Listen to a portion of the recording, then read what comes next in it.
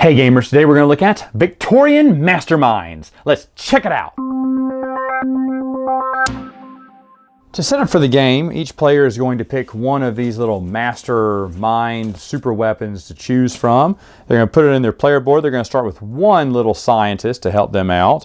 And then they're going to get 5 of these cogs right here. You're also going to set up all the buildings on the player board here associated with their icons. They're printed there. You're going to put your little starting markers right here where the firepower is. And depending on the number of players, you'll put the needle right here on the 4, 3, or 2 player spot.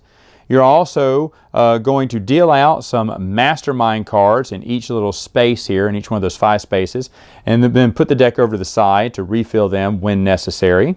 Of course, you're going to have a little spot for your books, your copper plates and nuts and bolts, your little, I can't remember what these are, but nefarious 2-point victory points here. You're going to give everyone the pieces to their super weapon, and this is the one thing I hate. It's hard to tell which super weapon goes with what. I really wish they printed what it was on the back there, but you'll just kind of figure it out and then put them over to the side. And then the starting player will start with the monocle and the game begins. Now, how this works is basically you're going to shuffle these little sprockets up, look at, pull out the top one, and then look at it and then place it face down on any one of these 5 spots. And all the players are going to do that. And if one spot gets 3. Once it gets 3, no more can go on it. That will activate. Okay, so you'd finish the round. Whatever's at 3, then you'd activate whichever one's there. You'd flip all this over, starting with the top card, and resolve them in that order. Now, each player has different icons on them that do different things. It is very simple to understand. But first off, regardless of what's on their icon here, they'll all get that little bonus. For instance, here, you get a copper plate. Here, you get a +1 on firepower. Here, you get an extra scientist. Over here, you get a book, which is worth 1 point at the end of the game. Over here, you get the little nuts. Now, the nuts, the little rivets in the copper plates, are things that you will need, of course, to build different parts of your ship. And you'll leave it on there even after it's completed, because there are bonus points you can get for having a lot of copper plates or nuts and bolts on there. So, what do each one of these icons mean? Well, it's fairly simple. This lady here will let you claim, if you can, claim that reward card. For example, if I have 1 of my professor spots unlocked, right now I have 2 that are locked, but as I build different areas of my ship, I will unlock them. If I have 1 of them unlocked, I will gain victory points. And then once someone grabs that card, you just pull another card out to replace it. This one lets me do my special player board. Everyone has a special engine room ability. It's different for each ship. In fact, all these ships are all different in a lot of ways. But this one lets me gain a little bolt or a copper plate, whichever one I want. That's whenever I play him. The next one, this lets me take a building. You can take a building in the area where that she is played and get the reward. You can take the building, which is worth 2 points at the end of the game, any one of these, and get a copper plate, a bolt, an assistant, or the Big Ben with an extra, what's going to end up being 2 points at the end of the game. Now, you can only take from a building if your firepower is bigger than what this needle is. So, for instance, anyone can take it. Let's say I am blue player and I played this one and I decided to take this and take an extra assistant with me. All right. Well, this needle moves up 1 because a building was taken. Now, anyone who is not in front of this needle cannot take a building. So that's why you have to keep increasing your firepower. And every time buildings are taken, the defense for taking a building will rise up and up.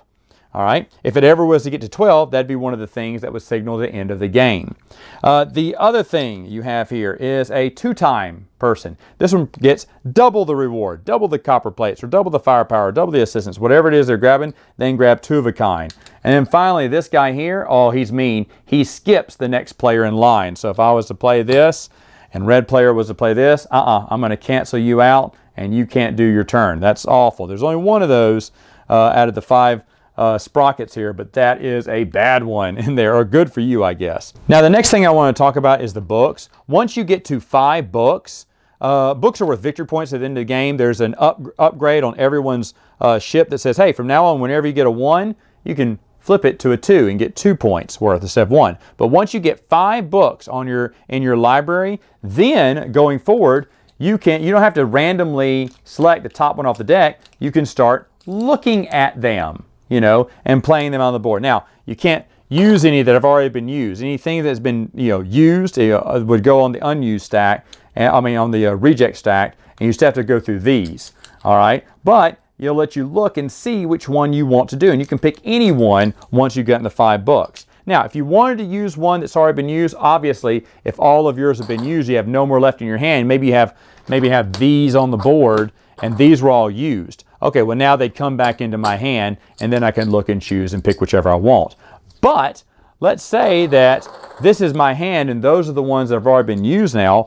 For one little professor, or one assistant, I could discard him, and I could grab one of these back, put it back in my hand, or play it. If I was to cash in 2 little scientists, well then that would give me an extra turn. I could lay down 2 sprockets if I wanted to on the same turn. And if I had 3 assistants, I could discard them all and take any building I want, get the reward, even though I don't have the firepower for it. So the moves for assistants get bigger and bigger, and that's why you're always trying to collect these. And as you see, it tells you all those actions on your player board here.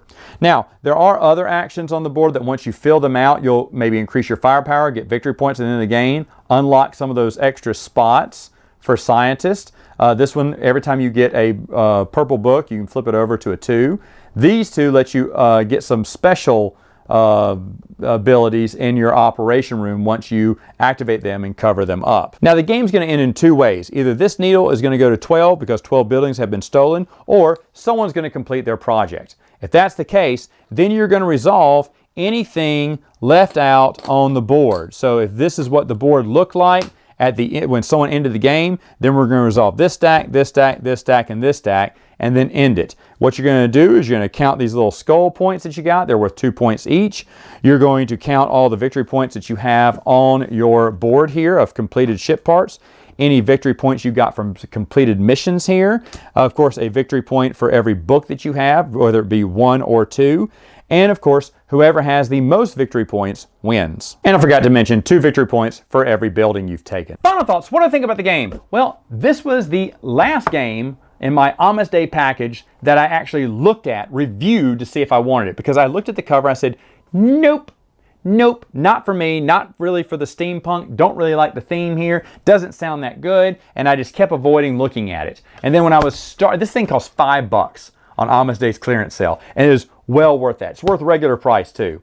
But when I finally got it around looking at it, I was like, oh, okay, all right, I'll get this. But it was the very last game I looked at, and I'm so glad I got it. It is a very simple game. It's surprisingly simple. Like, you get the hang of it very quickly, and doing the different strategies to build your machine. You don't always have to finish your machine to win either. In fact, the person who finished their machine in our game lost both times, and I have yet to win. It is really hard to figure out who's scoring the most points.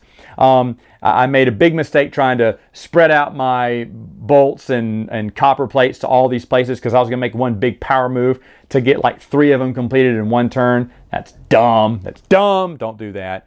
But other than that, any complaints about this? Probably it is a little bit simple. Like I said, this is I don't think this is a next step game. I think this is a big game for beginners in a way. It's a gateway game. That's not a bad thing. I don't mind this. In fact, unanimous, if you don't count me, of all the games I got in my Amos Day package, this was everyone's favorite. This was everyone's favorite the whole time. They loved the game. They missed out on the sale, but they were wanting to get copies. I know at least one of my gaming group is definitely going to get a copy, maybe 2, because they really enjoy this. This was their #1 game. For me, it was the #2 game. There's one that I liked a little bit better, but I do enjoy this one. The only bad thing is it is a little bit light on gameplay, but it is a very solid game if you're interested in getting it. All right, folks, that's all the time I have for now. Until then, you know what to do. Game on!